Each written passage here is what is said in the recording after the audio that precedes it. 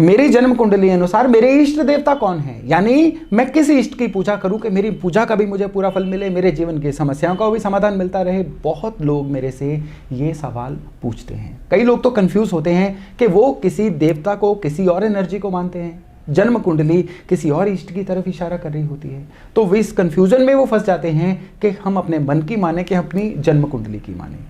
तो आज के वीडियो में मैं विस्तार से चर्चा करने वाला हूं कि अगर आप पूजा करते हैं तो क्या आपको जन्म कुंडली अनुसार इष्ट की पूजा करनी चाहिए, या आपको उनकी ही पूजा करनी चाहिए जिनको आप शुरू से मानते आ रहे हैं, या आपको किसी और तरह से चलना चाहिए अपने पूजा पाठ में, ताकि आपका भगवान से कनेक्शन भी बना रहे, आपके जीवन से समस्याएं जो हैं वो भी धीरे धीरे खत्म होती रहें। नमस्ते, मेरा नाम है योगेश शर्मा। स्वागत है आपका happy life with Yogesh Sharma में। और दोस्तों, आगे बढ़ने से पहले एक विनम्र निवेदन कि अगर अभी तक आपने अपने इस चैनल को सब्सक्राइब नहीं किया है ना, तो कृपया सब्सक्राइब करिए और हम बेल बटन दबाना ना भूलिएगा।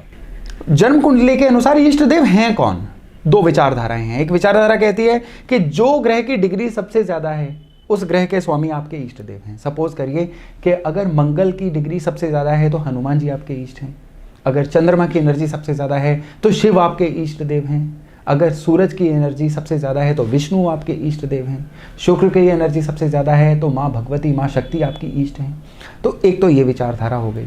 दूसरी विचारधारा है कि आपके बर्थ चार्ट में जो 5वां घर है, उस घर के जो राशि स्वामी है ना, वो ग्रह जो हैं उसके इष्ट आपके इष्ट देव हैं। ये विचारधारा को 1 मिनट के लिए साइड पे रख दीजिए।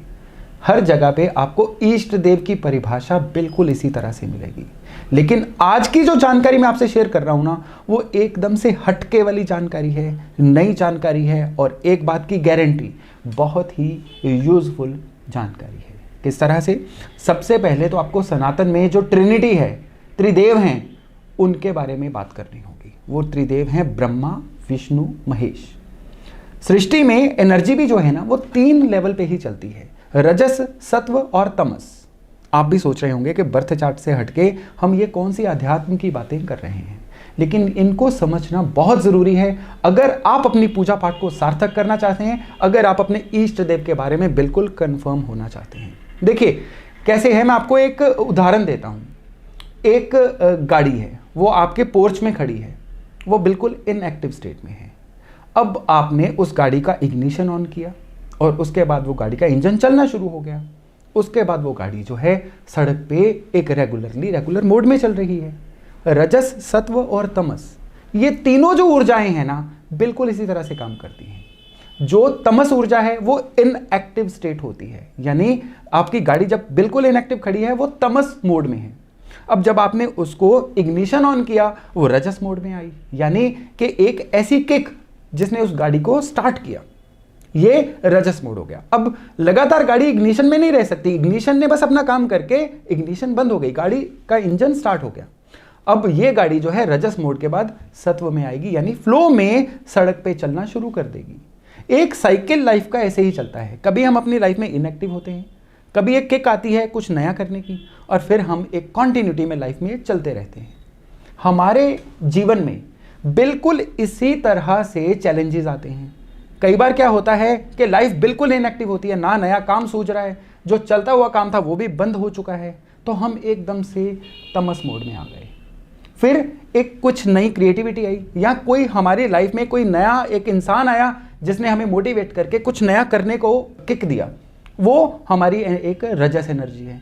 अब काम बहुत अच्छे से रेगुलर चल रहा है, उसमें इनकम आ रही है, वो सात्विक एनर्जी यानी सत्व एनर्जी है।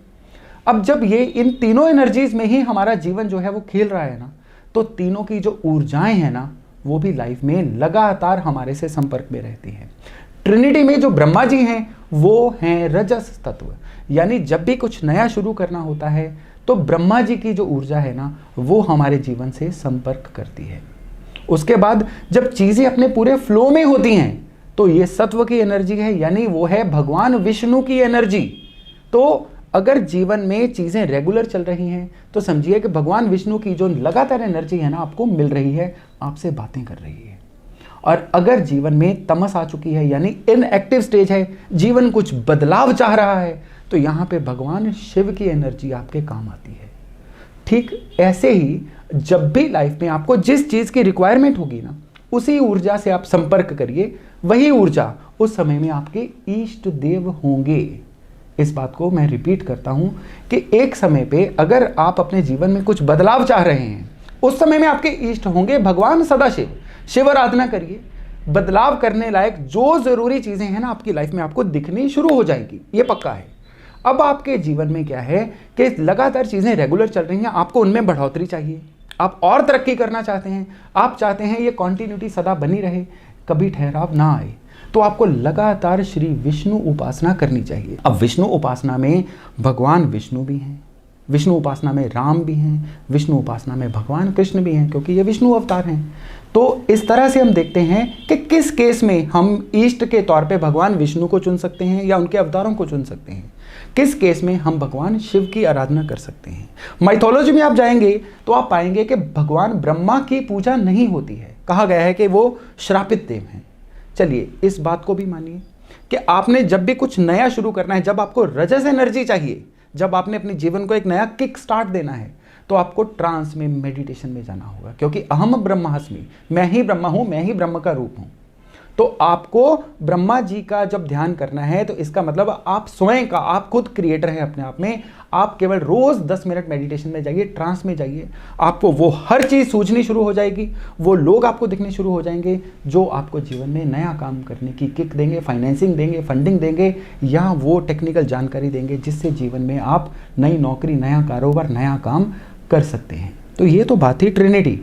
अब जीवन में आप एकदम से शक्ति विहीन हो रहे हैं, एंग्जाइटी का शिकार हो रहे हैं, डिप्रेशन में आ रहे हैं कि मेरे से कुछ हो ही नहीं पाएगा, सरेंडर मोड में आ रहे हैं, मन रोने का कर रहा है, आप सोच रहे हैं कि कोई आए मेरी मदद करके जाए। यहाँ पे माँ शक्ति, माँ भगवती, माँ दुर्गा, इनकी उपासना, इनको इष्ट मानिए इस समय में। यानी आपकी इष्ट की जो परिभाषा है ना, हर समय की ज़रूरतों के अनुसार वो बदलनी चाहिए। अगर जीवन एक सा नहीं रहता, अगर नेचर एक सी नहीं रहती, मौसम एक से नहीं रहते, ना आपका शरीर एक सा रहता है, ना आपका मन, ना आपकी चॉइसेस एक सी रहती हैं, तो इष्ट की भी जो परिभाषा है ना, वो आपकी ज़रूरतों के अनुसार बदलती रहनी चाहिए, क्योंकि ऊर्जा एक ही है। ये उसी ऊर्जा के अलग अलग रूप हैं जो उस समय की ज़रूरतों को पूरा करने के लिए आपके लिए सनातन ने बनाए हुए हैं। तो शक्ति विहीन फील कर रहे हैं ना, तो माँ शक्ति की पूजा उसी लिए बनी हुई है ताकि आपके अंदर वो किक आए, वो एनर्जी आए जो आपको वापस उठ खड़ा करे। कहते हैं ना, गिरना बुरी बात नहीं है, गिरे रहना बुरी बात है। तो अगर आप बिल्कुल पावरलेस होके एक ही जगह पे स्टेल होके बैठे हुए हैं ना, तो माँ भगवती की आराधना करिए, माँ भगवती का चालीसा पढ़िए, मंत्र पढ़िए, कुछ भी करिए, आपको एकदम से ऊर्जा मिलेगी जीवन में वापस उठ खड़े होने की। सहायता नहीं मिल रही है समाज से, दोस्तों से, कहीं से भी, तब भगवान हनुमान की उपासना ये आपके लिए चमत्कार का काम करेगी। क्योंकि हनुमान जी कौन है? सदा सहायक हनुमान। हनुमान जी के ऊपर मैं कोशिश करूंगा एक अलग से एक पूरा वीडियो लेके आने की, क्योंकि हनुमान जी के ऊपर जितनी चर्चा की जाए उतनी कम है। तो जीवन में जब आपको चारों तरफ से दरवाजे बंद होते हुए नजर आ रहे हैं, कहीं से कोई सहायता नहीं मिल रही है, तब हनुमान जी की उपासना आपको सहायता देती है। हनुमान जी के ऊपर ऑलरेडी मैंने बजरंग बाण के ऊपर एक वीडियो भी बनाया हुआ है, आप चाहें तो इस वीडियो के बाद उसको भी रेफर कर सकते हैं। तो सहायता के लिए आप हनुमान जी की उपासना कर सकते हैं। तभी कहा जाता है ना कि अगर किसी के ऊपर केस हो तो तब माँ बगुलामुखी की उपासना की जाती है। अगर किसी को लगता है उसके ऊपर नेगेटिविटी है तो भगवान काल भैरव की उपासना जो है, हर तरह का जादू टोना, नेगेटिविटी, उसको भी हटाती है।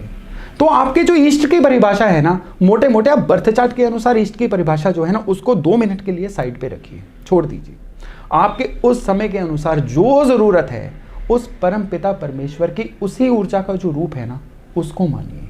फिर चाहे वो भगवान सदाशिव हो, भगवान विष्णु हो, माँ दुर्गा हो, हनुमान जी हो, ये सभी इष्ट जो है ना, ये ऊर्जाएं आपकी सहायता के लिए तत्पर हैं। ज़रूरत है बस एक सही मनोदशा से उनसे संपर्क करने की।